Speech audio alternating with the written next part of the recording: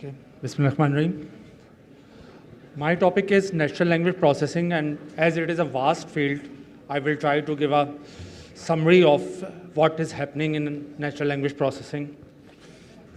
And thanks to Taha Anwar, he built a case for me that we should not go on deep learning always. We need to learn classical things, because in all fields, including natural language processing, we have a classical approach, a medieval approach, and then the modern approach of deep learning.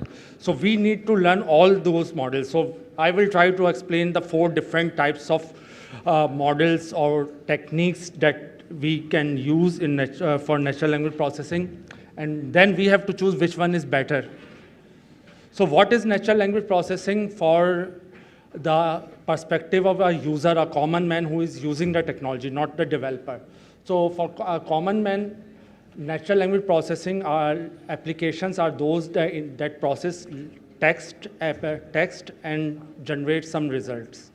Usually, speech processing and optical character recognition is considered as separate branches. So in natural language processing, we more focus on the text, how we process text and get information or react to the text. So we start from natural language processing. We have search engine. Google is the best example. And now search engines are semantic aware. They know the meaning. If you search laptop on Google, you will find links that have computers in it. If you search desk in Google, you will find links that have table in it. So it does not only match strings. Now it can learn, or it has learned meaning, and it can give you similar results. Computer for desktop, desk for table, and so on. Then we have many text classification tasks. The best is the sentiment analysis. A company have 1 million reviews. A new Apple phone is launched, or a new Samsung phone is launched, and they have 10,000 or 1 million reviews at different sites. So which reviews are positive and which review is negative, we can use classification method, and this particular thing is called sentiment analysis. You can have other types of classification methods. For example, when we go to Facebook, we do not have all the posts of our friends. The posts that are related to us, that are mostly liked by us, are shown to us. So it is a kind of classification that this post is liked by me, will be liked by me. Machine translation, you can translate one language to another language. Question answering system, the Siri is available, OK Google is available, Alexa is available. You can ask question and get answer. Part of it is speech recognition, but the other part, to search the answer, to understand the question and search the answer, is question answering system. So it is the background. What is NLP for a user? What is NLP for a developer? There are these 3 major techniques used in natural language processing. Linguistic analysis is a classical approach. Then we come to machine learning, bag-of-word approach. Then we come to deep learning, sequence-to-sequence models. So just a brief introduction of these 3 major issues. The first one is linguistic analysis. It is a traditional approach, and before the advent of deep learning, it was called deep method in natural language processing community. It has nothing to do with deep learning. Now, because it becomes confusing, so I use the word linguistic analysis. It is inspired by linguistics. So we have a sentence, and we apply linguistics, grammar, morphology, and other things that are defined by linguists on it, and we get results. So if we have a sentence, first we convert it into tokens. Then we assign a part of speech to each token. Then we see its morphology, whether it is singular or plural. Then we check its syntax, then semantics, what does it mean? And then we go to for discourse. So let us start for classical, what we do classically. Good programmers are coding in Python. It is a sentence, and we focus on the word coding. So what linguistic information we get about coding. The token is coding, its lemma or root is code, and English and many languages, many highly resource languages, rich resource languages have lemma lists available. So coding, there is a dictionary available. Coding root is code, and coded roots is code, wrote, root is write, written root is write. So if it is available, you can put lemma from it, this thing. Otherwise, you will have to write an stammer. Stammer is a simple thing that you can chop suffixes or prefixes from a word. Suffixes and prefixes are the chunks that appear before a word. For example, unimportant. So un is suffix, a prefix. Or coding, ing is a suffix. So we can chop ing, we can chop ed, we can chop s at the end. So stammer works is like this. Then part of speech of coding is verb. Morphology, it is continuous or progressive form of verb.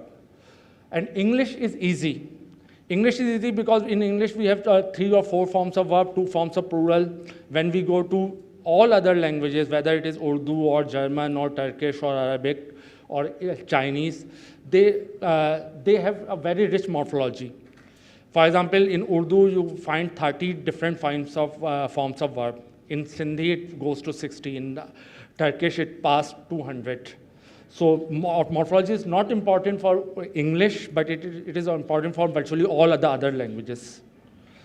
Then we have syntax. What is the subject of the verb coding? The subject of the verb coding is programmers. Then we detect semantic roles. So we detected syntax. Now we detect semantics. There are 2 sentences. Good programmers are coding in Python, okay, in which programmers are the agent who are doing coding. I can use this sentence in a different way. That Python is used by good programmers. Here, Python is used by good programmers. Good programmers come at the end, but still it is the agent because they are performing the action. So semantic relations does not matter whether it comes at the start of the subject of the sentence or end of the sentence. It knows what it is doing. So good programmer is always an agent.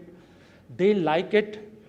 They is a subject, but it is not an agent. It is more an experiencer. So there are different types of semantic roles, and libraries are available to which you can feed this sentence.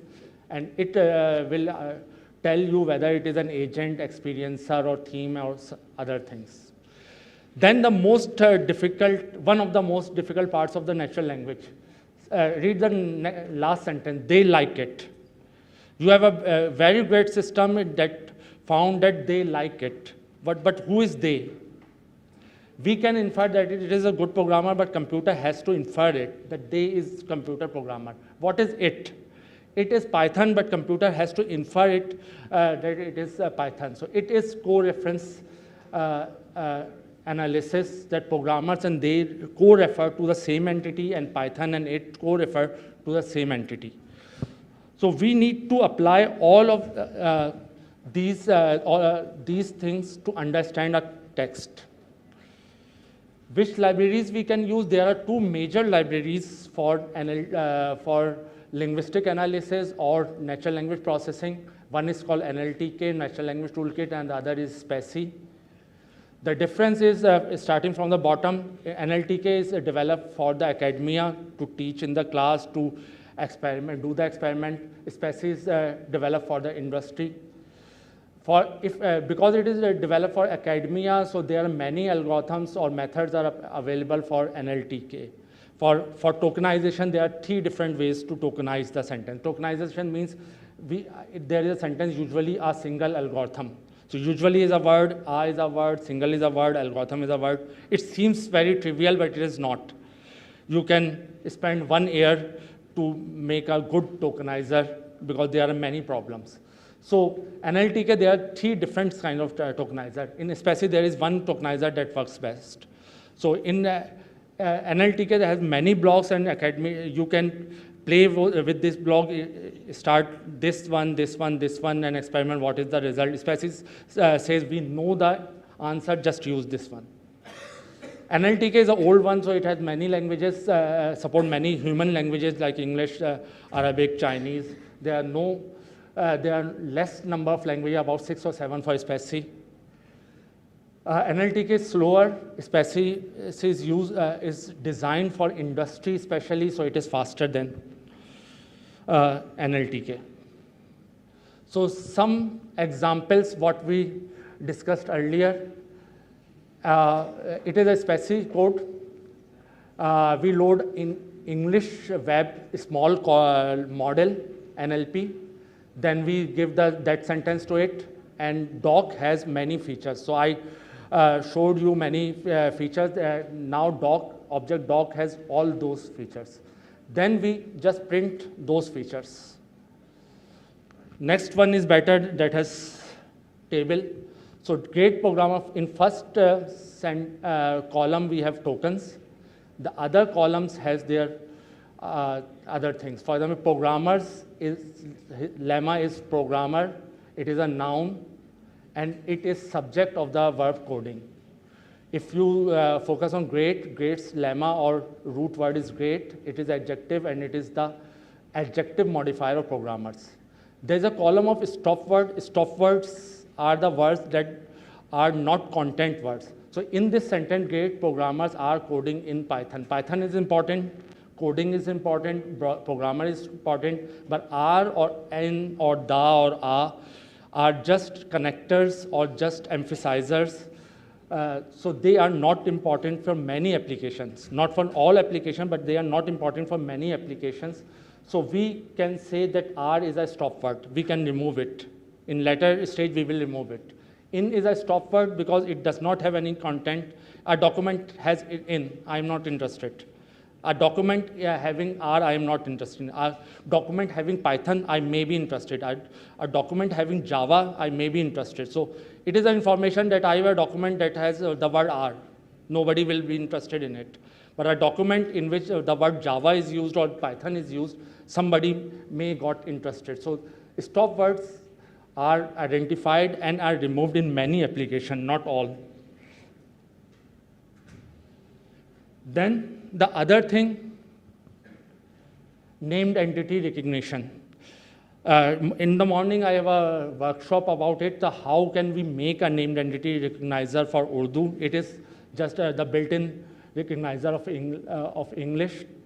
So we have a sentence, we have a text, and we want to know which entities are discussed in it, which objects are discussed in it. So named entities are entities or objects that are present in the text. So in this sentence, the entities are Sarfraz is a person, Sarfraz Ahmed is a person, Pakistan, that is the text that is taken from Dawn. Pakistan is a geographical or political entity. Sri Lanka is geographical and political entry. Pakistan Cricket Board is an organization. PCB is an organization, and September 23 is date. So SPECI has a natural language recognizer. IBM Watson has a very good natural name entity recognizer, and NER is available for in NLTK too.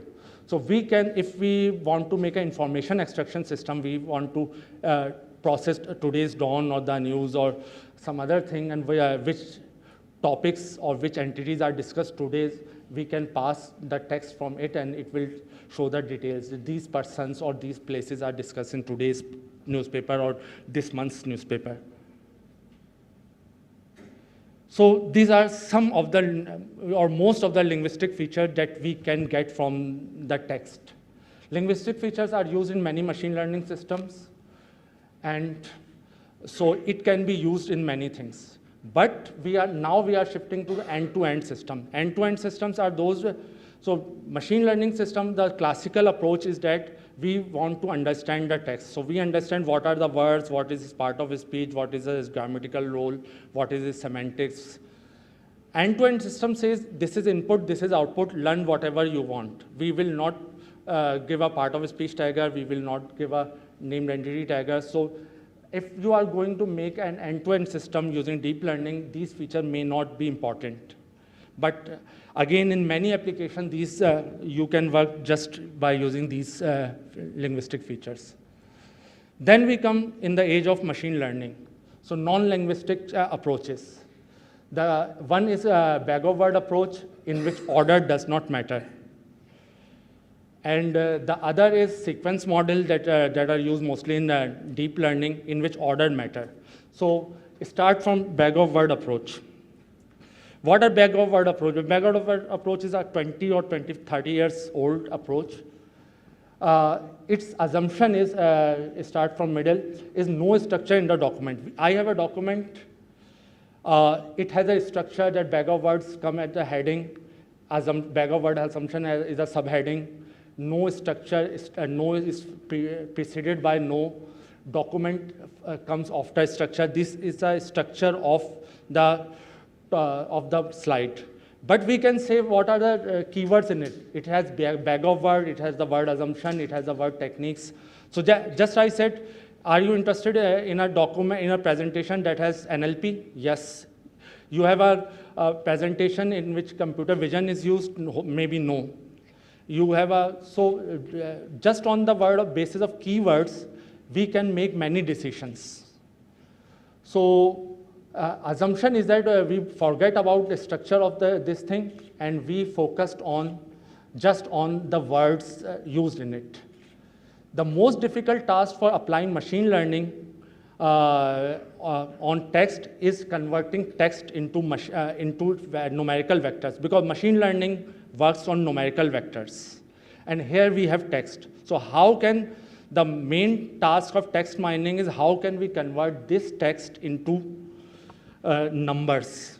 And when we convert it to numbers, then we can apply standard algorithm, for example, support vector machine or k-mean clustering or whatever we want to use. But the thing is what to do.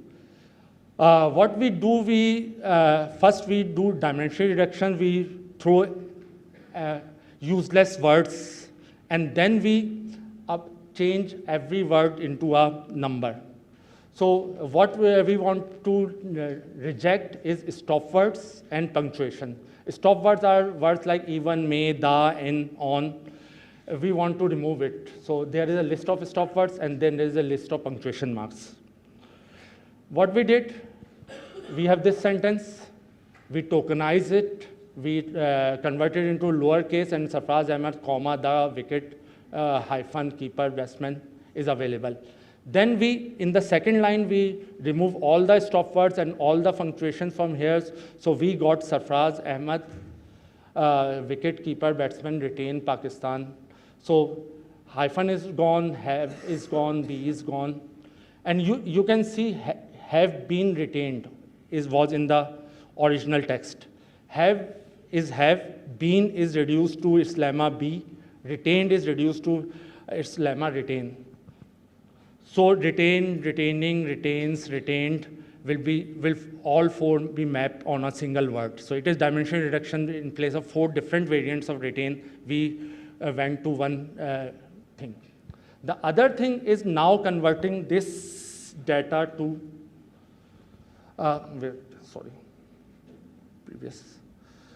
This is a vector, but it is a string vector. Now we have to convert this string vector into a numerical vector that can be used in machine learning algorithms. So we have to convert it in this form. The idea is every column of this vector represent a word. So first word can be Sarfraz. In first document, Sarfraz is present, so it is 1. Second word can be Ahmed. So if Ahmed is present in this document, it is 1, otherwise it is 0, and so on. So first sentence is converted into this one, second sentence is converted to this one. There are 2 different sentences. And there is a Python notebook with it. You can email me. I will share my email and I will share it to you. So there are 2 different sentences and their vector representation. So it is a count based. These are the count of different numbers. It can be retained, it can be Sri Lanka, it can be cricket. So in this document, cricket is available, is this document, cricket is not available. So how much time is left? 5 minutes, okay. Then we come to, there is another version that is called TF-IDF vectorizer that give importance to the words that are less frequently used in all the documents. So if Python is in this conference, Python is used in every talk, so Python is not so important. Everyone is talking about Python. NLP is important because this talk discuss NLP. Computer vision is important because only the previous talk discuss about computer vision. So those terms that are used in one document are important, that are used in every document are not important. So TF-IDF do this thing. It give weights to those words that are unique, that are used in 1 or 2 documents, and that are the words that are used in every document are given less weight. Then we come to word embedding. It is another approach. Word embedding says you can learn, you can know words, you can represent words by word vector. You give a corpus to the system. I don't have time to explain it. If you give a data set or text to the system, and it learns word vectors about it. And similar words have similar vectors. So word desk and table will have similar vector. The word laptop and computer will have similar vectors. So you give Urdu text to it, and it learns what are the similar words for Suraj, that is Chand, Suraj, Aftab, Mahtab, Tare. And it is Urdu word embedding visualized, so Shumal, Mashriq, Junub, Maghrib are closer to each other. Computer learn this semantics or meaning automatically. It processes a huge text data set that is called corpus, and learn word embeddings, and that embedding of Shumal and Junub are together. And you can learn Hind, Hindustan, and Bharat, 3 different types of, 3 different names of a same country. So word embedding can be used to understand the thing, because otherwise computer and laptop are 2 different strings. They have, if you have added distance between computer and laptop, there will be no similarity or very less similarity. But semantically, they are relevant. So should I stop? And then just, I will not go to these details, just give you names of the thing, because these, in deep learning, there are models that are the end-to-end solutions. End-to-end means you have to give input and output, and it learns the features. The 2015 standard is RNN or LSTM. And even in our field in 2018, a new system came, BERT. So the modern system of recurrent neural network that is called a modern system is going to be replaced in 1-2 years by this BERT that is sequenced to bidirectional encoder. So time is short, so I'm skipping it, and somehow deep learning needs maybe a different talk, but you can solve these problems, for example, image to text using recurrent neural networks, or classification, different kind of classification tasks, for example, sentiment analysis, or part of speech tagging by using one of these models, and machine translation, especially machine translation. So thank you, and any question? What is the form of the input when we are talking about these different models? In deep learning model, the inputs are the words. The best thing is use word embedding that I shown you, because it learns that computer and laptop are similar. So if there is a no word computer available, then it can translate into laptop. If, yeah.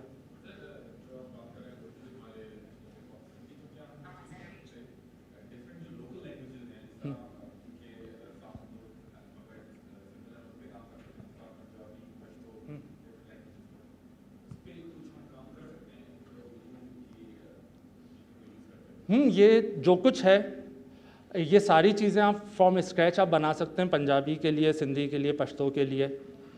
Urdu पे तो कुछ काम हो चुका है। फिर annotation आपको हर चीज़ from scratch बनानी पड़ेगी। पार्ट ऑफ स्पीच टैगर बनाना, वो जो सारी चीज़ें हैं आपको हर मॉड्यूल फ्रॉम स्क्रैच बनाना पड़ेगा। और हर एक के लिए, जो यहाँ मैंने स्किप किया था, वर्कशॉप में मैंने बताया था कि आपको हर एक के लिए एनोटेटेड डाटा बनाना पड़ेगा कि ये वर्ड है, इसकी पार्ट ऑफ स्पीच ये वर्ड है, ये पार्ट ऑफ स्पीच ये है। आपने 1 मिलियन एग्जाम्पल्स बना दी, उसके बाद वो part of speech tagger learn कर लेगा। इसी तरह से वो पार्सर लर्न कर लेगा। या फिर आप इनमें से कोई अप्रोच यूज़ करें, लेकिन जो मोस्ट डिफ़िकल्ट प्रॉब्लम इस वक्त है वो एनोटेशन है, जो कि आपको 10,000 1 मिलियन वर्ड्स की एनोटेटेड कॉर्पस चाहिए, वरना फिर कोई अच्छा सोल्यूशन नहीं बनेगा। तो इनके लिए वो चाहिए हमें। कुछ अप्रोचेस हैं जो हम काम कर रहे हैं, लोगों ने काम किया है कि आप लो रिसोर्स लैंग्वेज को उर्दू के को मोल्ड कर दें सिंधी के लिए, पंजाबी के लिए। बाज़ अच्छे रिजल्ट्स भी मिले हैं। तो एक तरीका वो है। जी,